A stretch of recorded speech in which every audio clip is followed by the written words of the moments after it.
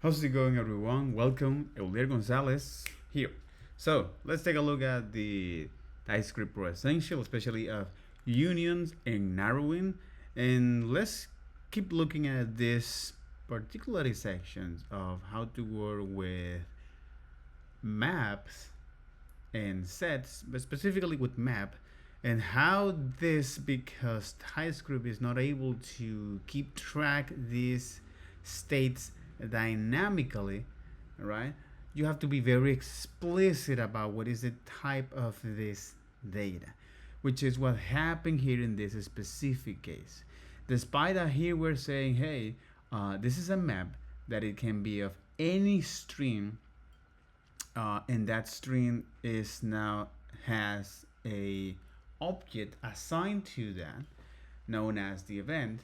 If this map contain is other type or other kind of properties, which is at the end of the day it is a string that is used as a key for this, TypeScript doesn't have any way for us, or for the server, the TypeScript compiler, doesn't know is what is the map of this. And this is why instead of using this, especially if you need or if you find yourself in those scenarios where you need to use now map or this key collections, whether it's map or set or objects. For objects, it is quite smart to understand that. But for maps, like in this case, as you can see here, is hey, I'm asking for error property. So if that exists, based on this specific example here, it say, okay, so now let me access to the message here. But the problem here is that because this is accessing at runtime, all right, aka TypeScript doesn't have any way right now to know what are the properties that live in this map. All right, we can actually is pass now a collections of possible values. And let me go with this example here. So by exploring at this and say, hey, instead of a string, this will be now is an error, right? A literal error here. So now it's a hey, object is possible null, the key error, all right, that it can be either event or undefined. So even though that I'm explicit about that this is the property that you must have, this is the literal, all right, the literal type, TypeScript doesn't know exactly what is this for.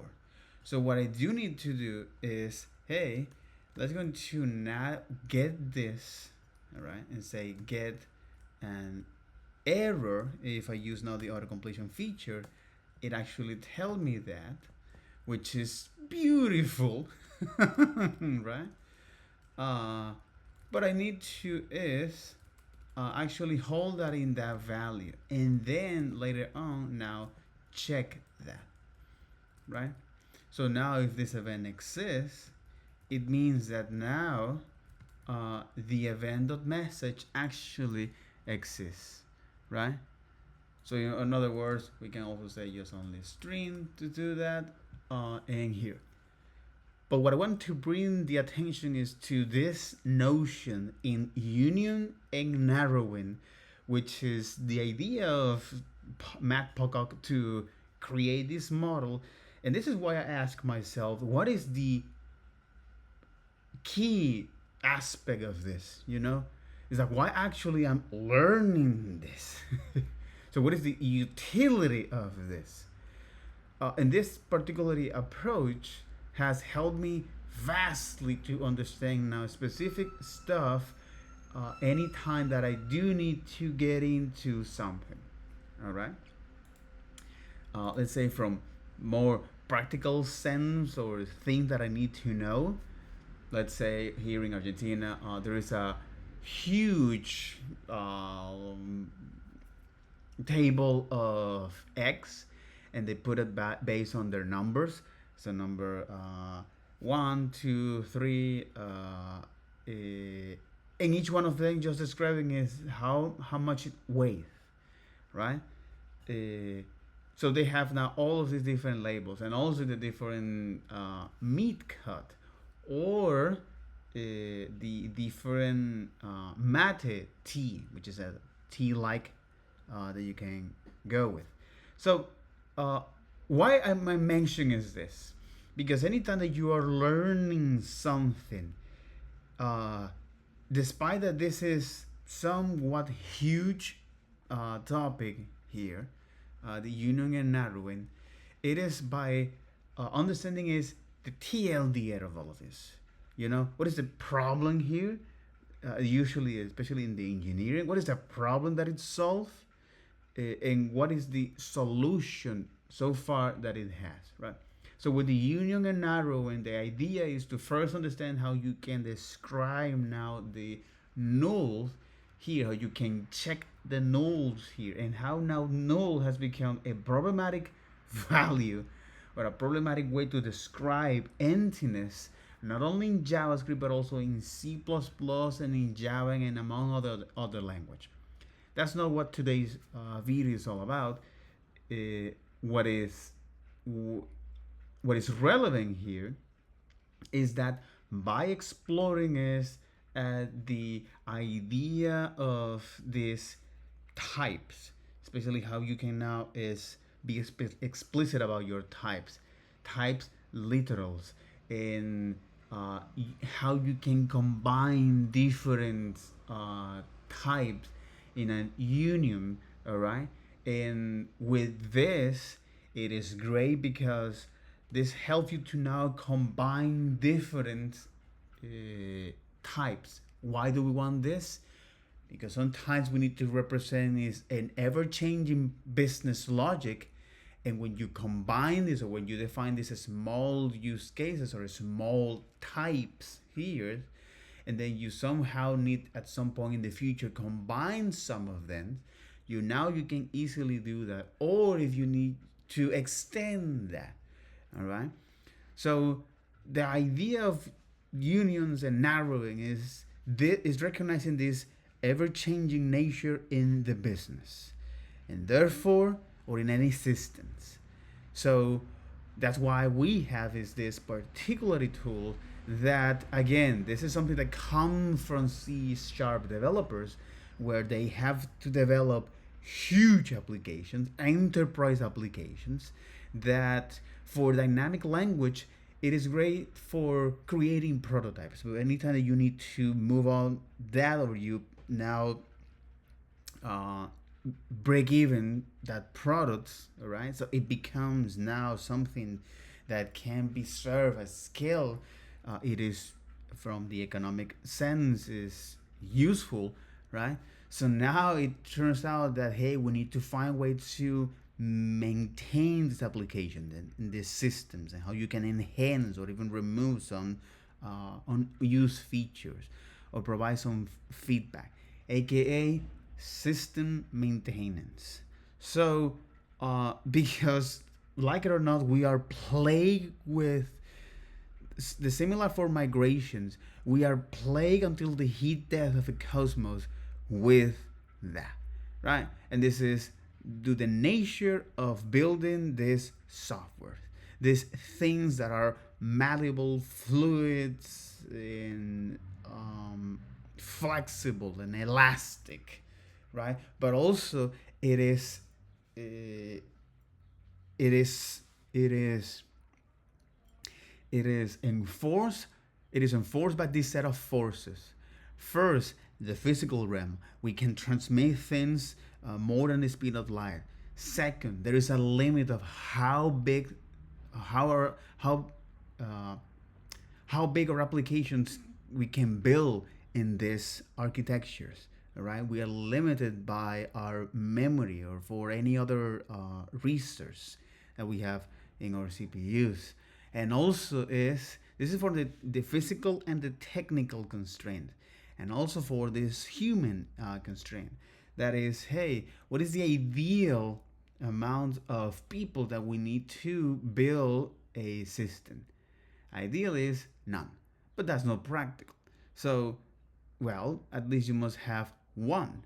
And then from there, you start on top of that, right? And some system that you're building will require more people to do so. So the coordination problem is one of the things here that still remains, despite that we have all of these different systems and software that are great for their use cases and we can see the benefit from it, starting from the commerce and the uh, finance, right? It all started from then, and also then shift move to a defense. Uh, but that's why we are here, right? So this TypeScript, which is was developed by a bunch of hard work and dedicated folks at Microsoft, where they have now, so they have experience working in these static languages, which is great for enterprise scale. But when it comes to now trying to provide maintenance to web applications, that is HTML, CSS, and JavaScript, it turns out that, hey, we need to somehow uh, need or to find a way to make it easy for this kind of systems, applications to maintain, right? And this is why now in 2011, in 2012, in 2011, let me take a look at my notes before I can say you something. Um,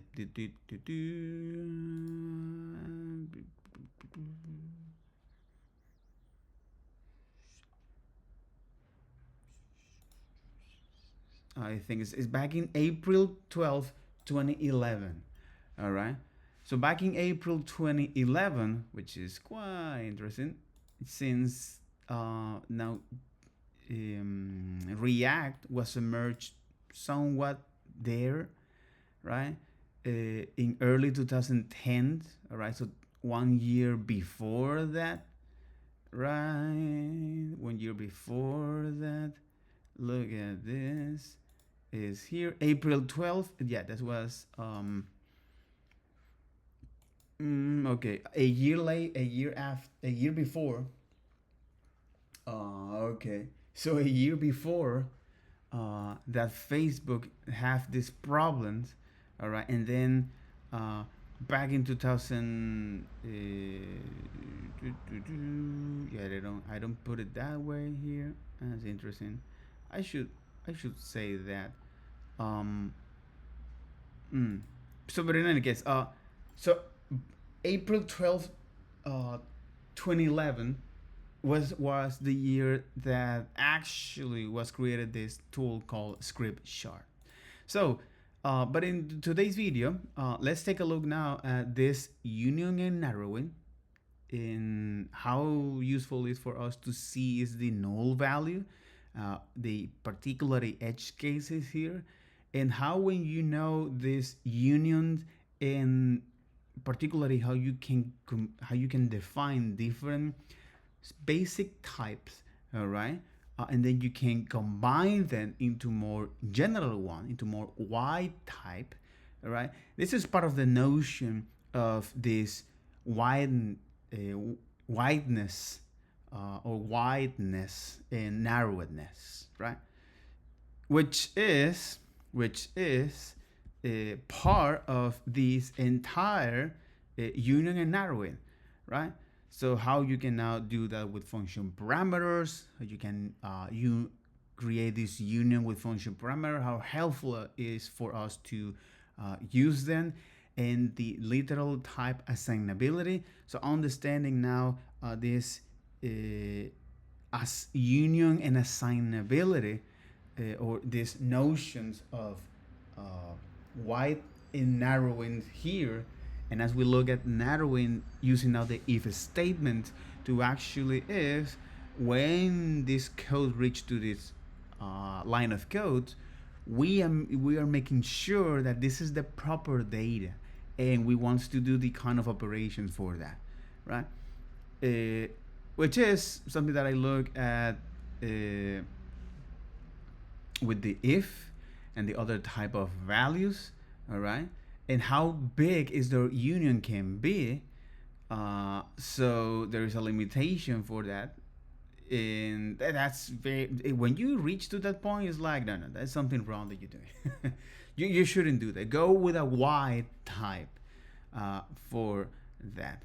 And also looking at resolving literal type with wider types.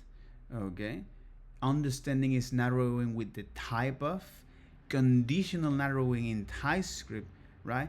Narrowing with Boolean won't work, and how you might have a trouble with that. Some gotchas with working with or narrowing with map, like this is index collections. And here we're gonna look at this one, right? Narrowing by throwing errors. This is another one. All right. Narrowing by throwing errors. So sometimes you want to actually is make sure that this code actually execute and that exists, that element exists at runtime. And if it's not, you're gonna throw now an error. So narrowing by throwing errors, which is good. You can define this as a condition. And here you say, hey, if you don't find this element, it's gonna throw this element. The other is narrowing within statement, which is useful when you have is different possible objects in your function that you're receiving. So useful case is an API. So whether you receive the data or you don't. And either way, you need to handle those particular cases. So that's why I'm interested in this example here. How useful is this? All right. And then introducing the unknown type in TypeScript. Let's introduce a whole new type into our understanding of TypeScript. That is the unknown type. Anything is assignable to unknown. Unknown represents something that we just don't know what it is, but we want to keep type checking on it. And you can see that we can pass anything to it. We can pass hello, a number, a Boolean, like an object. Anything whatsoever can be passed to unknown. And unlike any, which we've seen before, you can actually do type checking on this. We're going to look at how you can narrow this down later, but because input is of type unknown, we can't access any properties on it. We can't do anything with it. We can pass it to other functions that expect unknown, so unknown is assignable to itself, but we can't, we have to narrow it before we can do anything with it. This is really, really useful when you have things coming into your application from outside sources. So for instance, JSON that's coming from a webhook, or input from a form, let's say. Unknown is really, really useful in those situations. And unknown sits right at the top of our type hierarchy here. So we have, like, if we look at all of these values here, we've got a string down the left, so all sorts of objects here. Strings, we have literals, which are assignable to strings, number literals, which are assignable to numbers, literal booleans, etc., and null and undefined are all assignable to unknown. Unknown sits at the very top of the type hierarchy in TypeScript. It is the top type. So if you think about anything in TypeScript, that all sits under the unknown umbrella. And this is really, really useful. We're going to look at the bottom type later, but having the idea that unknown sort of sits at the top, represents everything in TypeScript is really important. And unknown is very different to any, because if we put any inside here, then we wouldn't get any type checking whatsoever. Any doesn't really sort of sit in this type hierarchy. I'll show you a diagram of it later. But really, unknown is the way that if you want to represent something that's truly unknown in JavaScript, then unknown is the way to go. This is useful when you don't know what is the shape of the data when you fetch at that point, all right? And then you're trying to coerce or try to force that when you get there. Something we're gonna see that later on. But this is introduction to the unknown, which is the umbrella type for all types. Okay, that can be assignable to that. Dealing with unknown errors. One of the most in common TypeScript. spots you're going to see unknown in TypeScript is in these situations where you're try catching over something dangerous, let's say. So let's say you've got some dangerous code here, and this is a something dangerous function where on a 50-50 chance, it's going to throw an error saying something went wrong, otherwise it's going to return all good. Down the bottom, we're try catching over that, and in our catch clause, we have an error, and the error is typed as unknown. Okay, that's a little bit strange. This is something that happens by default in TypeScript, and what we want to do is we want to basically say, okay, when that error comes up, we want to console.error it. And we only, I think, want to do that if it contains a message attribute. So there is a really nice way you can do this. So we kind of want to find some sort of if condition here we really want to change this condition to make sure that it's acting properly, and that we only throw an error if we know it has a message attribute. Because we know that errors come with a message attribute, like this, even this error here, if we just say const error equals this, it will have error.message that we can then read out to the console, for instance. So your job then is to try to find a way, try to find the right condition to do this. I'm going to give you a clue. It's not necessarily, I imagine you could probably do this with error in error, for instance, or message in error, but I want you to think of the fact that error is a class. See if that gives you a hint. Good luck. So dealing with unknown error types here. So because now, something that I also look at that. So again, we are looking at dealing with or working with unions and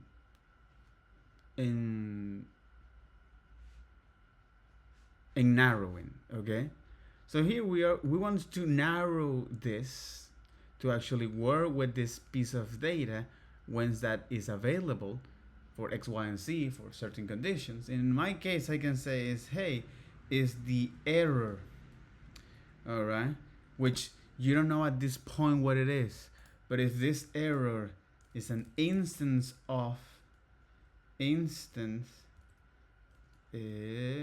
an instance of the error object, all right, and how you gonna know about that? Well, because you are going to, even though he is telling me here, it's I determine whether the given value inherited from this function if the function was used as a constructor function. In other words, what it's gonna look at is at this function symbol has instance, all right, and the value, and if it's boolean. So in other words, it's going to look for this error property, which is unknown, and if that error object once at runtime it reads that, because that's at the end of the day that's what JavaScript is doing, it's going to read that, and if that is an instance, aka by looking at this object's prototype,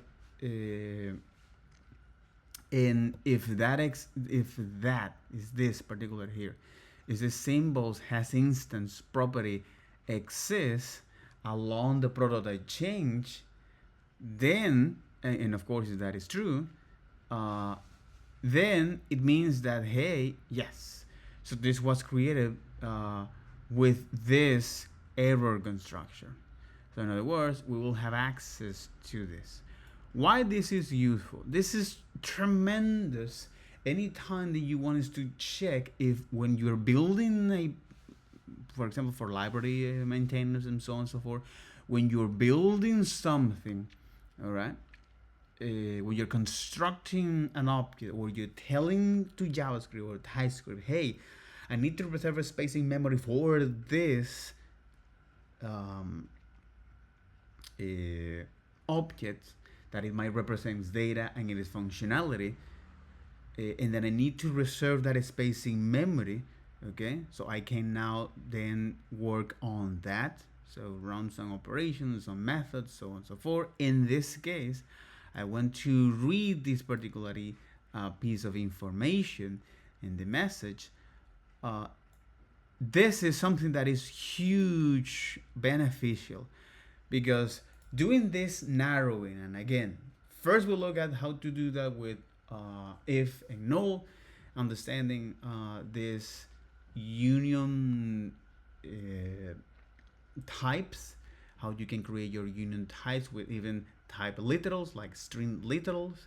All right, how helpful it is for us to at least creating if this is a small subset of types and then combine them to now include more possible combinations.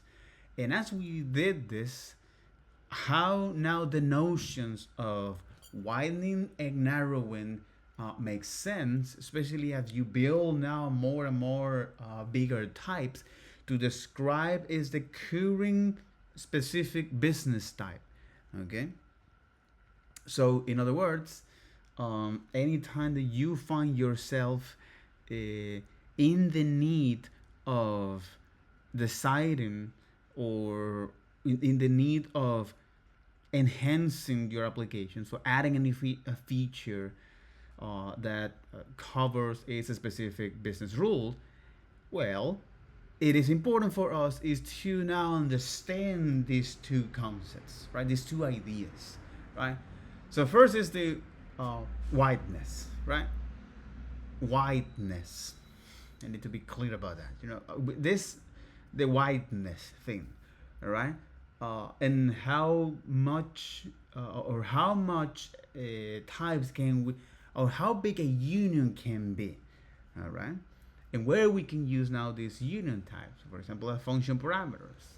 And when it comes to narrowing, these notions of actually now is be very selective of the possible and specific combination that you want to have to represent in your systems, is whether it's using is now a literal types as well, or resolving literal types or narrowing using the type of, helpful for JavaScript values, or narrowing with conditions. How booleans here is something that has some gotchas. Why it's not useful go with the boolean object, because TypeScript get preference to operators, part of the TypeScript nature. In how you can narrowing is with the map, and some of the gotchas here doing so. Also narrowing throwing errors, helpful for specific use cases, and within statement, useful for objects, right?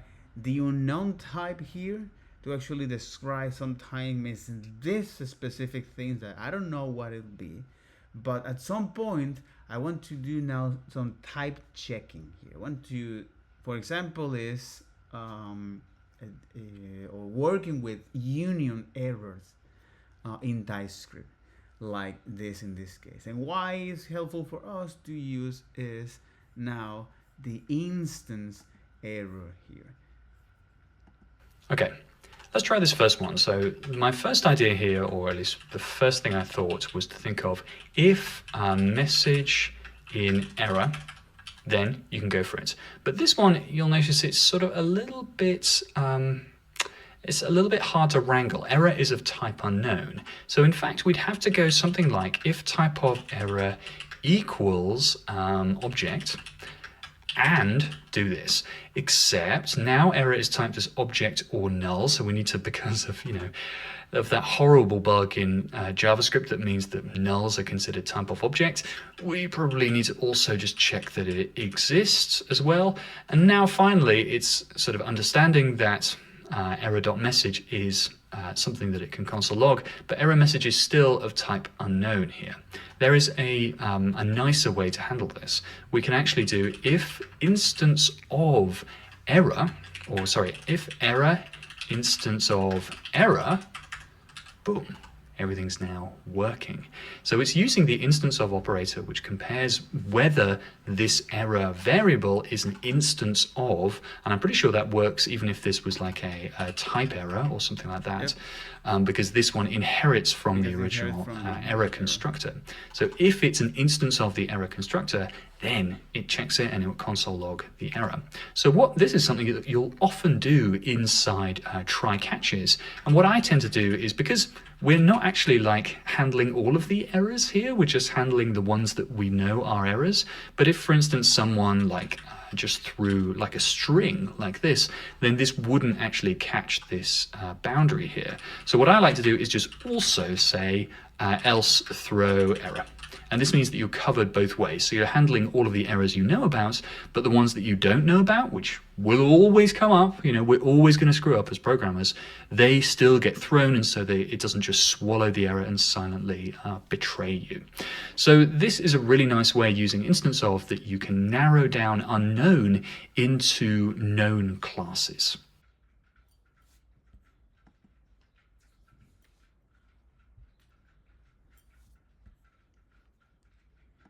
In this exercise, we're going to try to push unknown to its limits just to see how far we can narrow it down.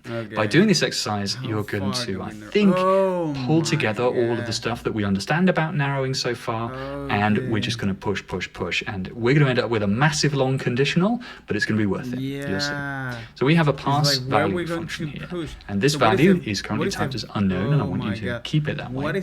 And if some conditional inside this little if statement, we want to return value.data.id, and if we don't manage to make this conditional, we're going to throw an error here. So your job here is, let's say we pass in data ID into here, then this result should equal string at the end of it. And this means you're going to have to do a lot of narrowing. We need to narrow down the fact that value is of type of object, that it's not null, that it has a property of data on it, that data property is an object and is not null, and then that it has an ID property which is a string. A lot of code needs to be written, and it's all going to be within this conditional. Good luck. Yeah, it makes a ton of sense, especially when you don't know the value of that. And I would like to see later on how do you compare that with any. Yeah. So the idea of this is to say, hey, is this.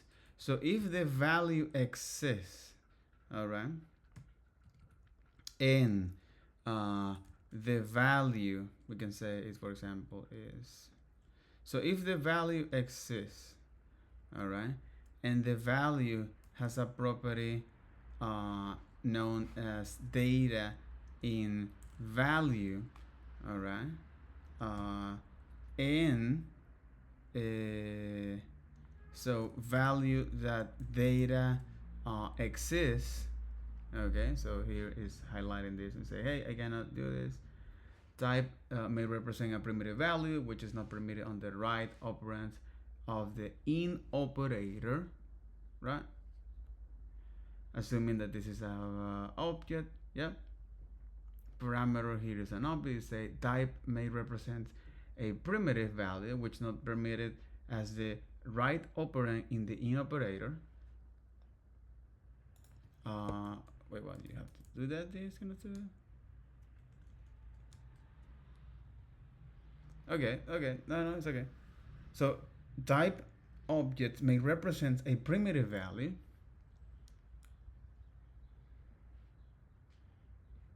Oh, okay. I get it. So if the value exists and that value is in the type, and the type of that value is equal to now an object, all right, this is what it's telling me here. It say, hey, no, they cannot be. So if that value exists and that value is an object, right, and that value has a member called value, right? And that value dot type is now an object, which is here, right? Is now an object here. So not only that it must exist, all right, but the data inside of that must be a type of object, and that also must have is a property, a property called ID, a property called ID in value.data, all right. And we need to also check is the value.data exists, and if it's if that exists, value.data ID is equal to a string, aka if the type of this is equal to a string. All of this is just to push the boundary of this unknown type and all the different things that we need to do in order to actually make these things work as expected, right? So holy moly here. And if this is a good, this might be good,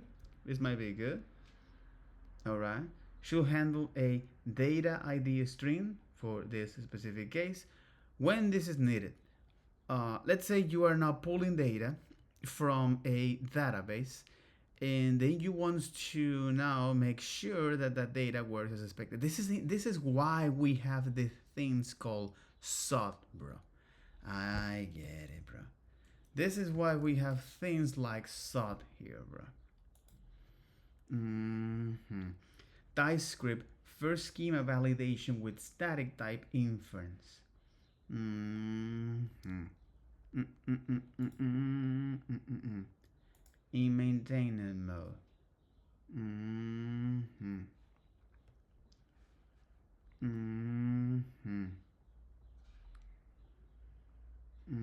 So provide an MCP server that can be used by agents to search SOT docs.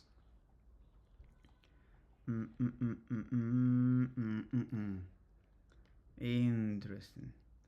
Very, very interesting.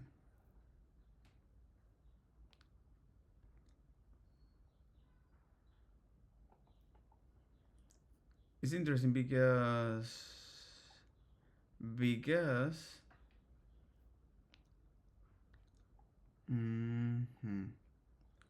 yeah, you got SOT, right?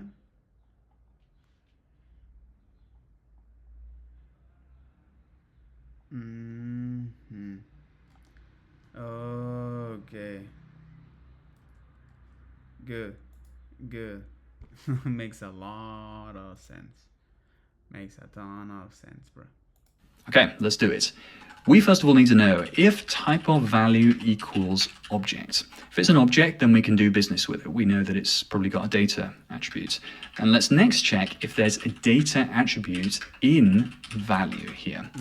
So, okay, we've got the same error that's happening down the bottom here, but we've also got an error here saying value is possibly null. That's because we've got object here or null. It doesn't know from this check, gee, thanks JavaScript, whether value is an object or whether it's null. So we have to check it. We have to say and value even before we do this check here. So even in the check itself, TypeScript will initially check if value dot to. And this would be a lot simpler and just be a single line of code using Zod. But knowing that you can do this, I think, is a really nice exercise to understand that TypeScript has your back when you're doing this kind of thing. Because if this check fails, we actually throw an error, meaning it doesn't resolve, and it cuts out that part of the return type. So now our checks are working beautifully, our tests should be passing as well, and it means we're home free. Now this is ugly code, right? If I was to do this, we are home free. Estamos listos para irnos a la casa. This is why I actually take note of these courses and this kind of stuff. We're home free. Because yes, at the end of the day, you need to develop all of these social skills and this understanding of the language. Because anytime that you need to project, describe your observations or based on your own experience or even your own experiments that turns out to be true, this is why we actually need the be able to express ourselves in English. So yes, that's what I love here. So now we are free home. This in production, I would probably use a library called Zod instead, for which I've got a free tutorial on this site too. And this would be a lot simpler and just be a single line of code using Zod. But knowing that you can do this, I think, is a really nice exercise to understand that TypeScript has your back when you're doing this kind of narrowing. And unknown really is just like a massive union type of all of the possible things there are in TypeScript. And so if you know how to narrow unknown, then you're probably going to have a pretty easy job narrowing something that's a little bit clearer.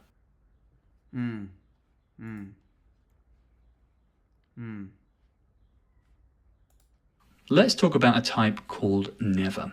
We have introduced the unknown type so far, and the unknown type is like the top type in TypeScript.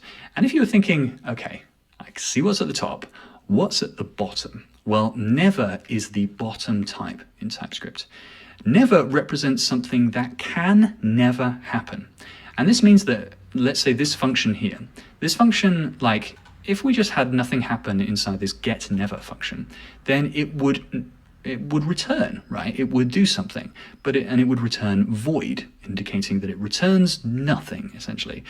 But there's got to be something stronger than that. And what happens if you throw an error inside that function? Well, now that function never returns. And so if we hover over getNever, you can see that it has a function just returning never. And this is really interesting. So never being a type that's just available in TypeScript has some really weird implications. You cannot assign anything to never. So we have a function here which has an input of never. You can't assign anything to it except for never itself. And weirdly enough, never is assignable to anything. So we have a bunch of, let's say, strings and numbers and booleans and arrays down the bottom. And this getNever function, we can assign it to anything. What? How on earth would that work? Well, let's take a look at this big old diagram here. We have the same diagram as we had before explaining unknown, except for we've added never at the bottom. And never really truly is the bottom type here. We can assign never to string if we want to 1, 2, 3, to boolean, to anything.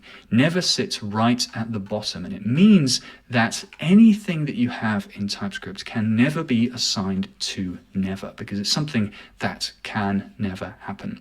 So when you think about never, and as we sort of approach it in the next exercises, think about this diagram. Think about unknown being the thing right at the top, where you can assign anything to unknown, but you can't go the other way.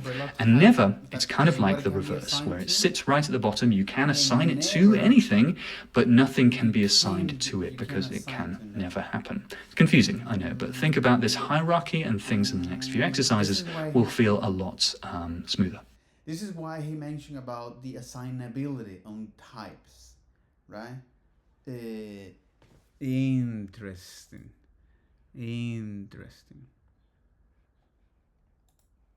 In this exercise, we have a shopping cart const here, where we have items is an empty array. We're console logging those items, and then we are pushing some things to them. We're pushing an apple and a banana to them. But we're getting an interesting error here, which is argument of type string is not assignable to parameter of type never. Your job is to work out why this error is occurring and work out how we can perhaps add a type here to make this error go away. Good luck. Exactly. This exercise is saying that when you're defining things like this, and I do want to log or want access to the shopping items, and somehow I want to add some items, it say, hey, they are of type never. This is interesting. So this error say argument of type string is not assignable to a parameter of type never. So somehow when it create this array, because now I am not describing, I'm not being specific about the type of this collection. So it is by default used now yeah, it is by default now. Uh, So it is by default now assumed that is a type of never, something that cannot be assigned initially. And then is the element implicitly has an any type because expression of type any can be used to index type string construction. So in other words, it's trying to use a string constructor, but it couldn't. So it's the element implicit has an any type. So perhaps it's because I'm not using it on the proper order here. If I say this, no, this won't work. Perhaps if I say something like string annotation here, no, it won't work. So if I say string here, right, and then I hover here, is a string only refers to a type, but it's being used as a value here. You are right, my friend. You are damn right, because this is a statement here, all right, or an next statement that is evaluated. It's a statement. It's calling an action. So what I can say here is, hey, instead of the items dot never, I would like to assign this to, let's say, a boolean. But unfortunately, it's a no. You can assign that to this.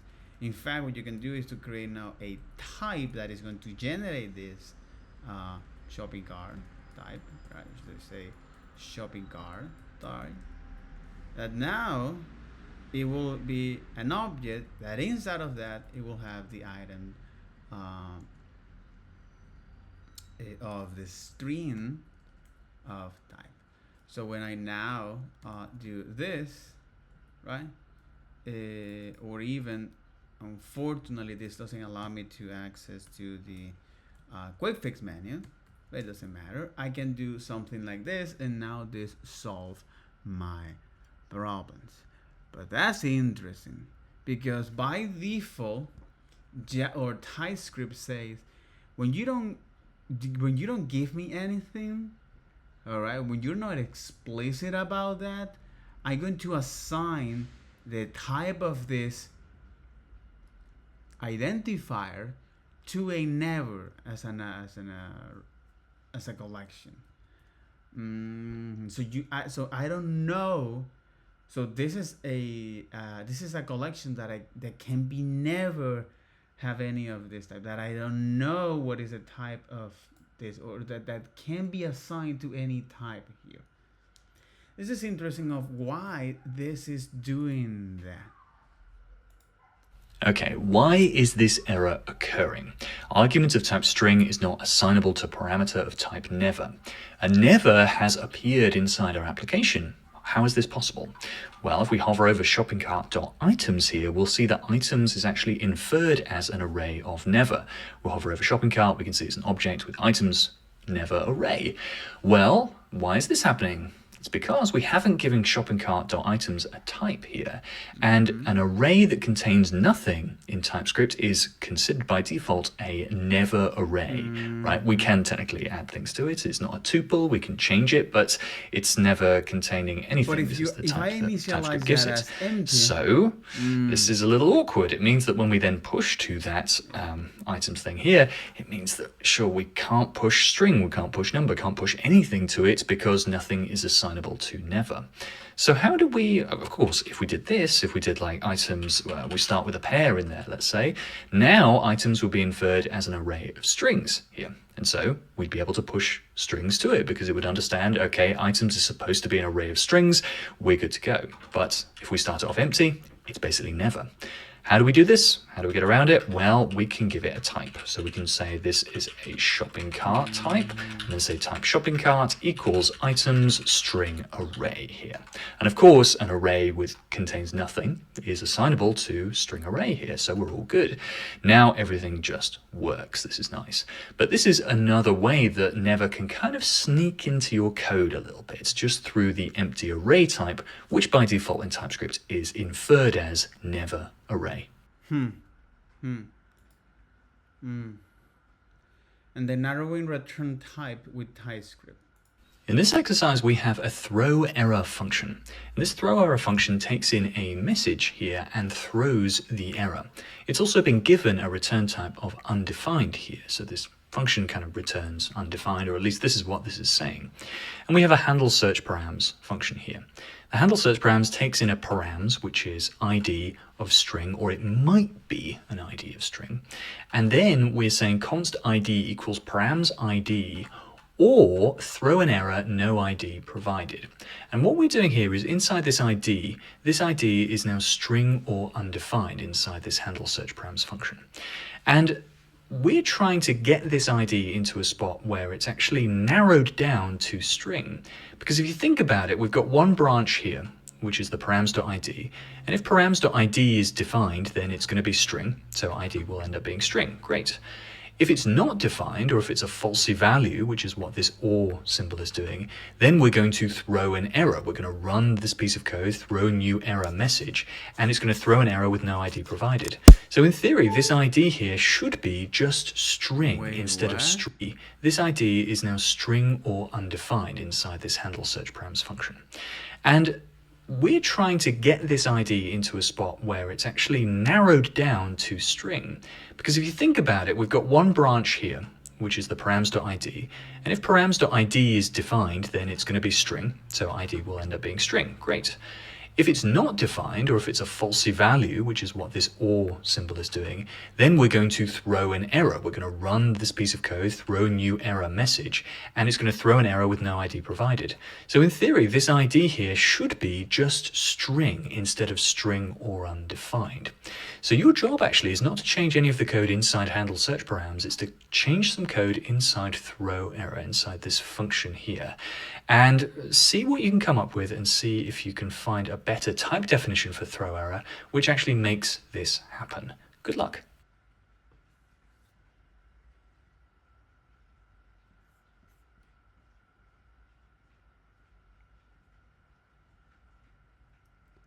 So it'd say this must return is an ID string. All right. So, but the idea here is to say, hey, instead of being undefined, right? I want to now is not only type never, all right, or not only is letting that types to be as expected, right? And this is interesting because if this is never, that's interesting how this assignability cannot never be assigned to. So if I'm throwing here an error, this will never reach the code here.